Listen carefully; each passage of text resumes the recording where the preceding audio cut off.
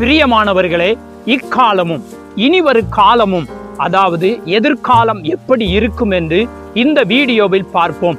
எனது எதிர்காலம் என்ன என்பதை அறிய மனிதர்கள் பல வழிகளை நாடி தேடி ஆர்வமாய் அலைந்து கொண்டிருக்கிறார்கள். ஆனால் தங்களின் எதிர்காலத்தை குறித்து அறிந்து கொள்ள முடியவில்லை.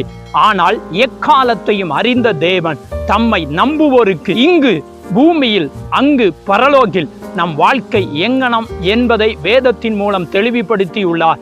இங்கு பரலோகின் நிழலில் வாழ்கிறோம், அங்கு அதன் நிஜத்தில் வாழுவோம். 1 கொரிந்தியர் 13:12. இங்கு தீமையை அனுபவிக்கிறோம், அங்கு நன்மையை அனுபவிப்போம். லூக்கா 16:25. இங்கே துக்கமும் அங்கே சந்தோஷமும் உண்டு.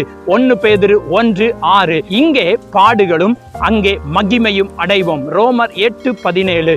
இங்கு நிரந்தரமற்ற கூடாரத்தில் இருக்கிறோம், அங்கு நித்தியமான வீட்டில் இருப்போம். 2 கொரிந்தியர் 5:1.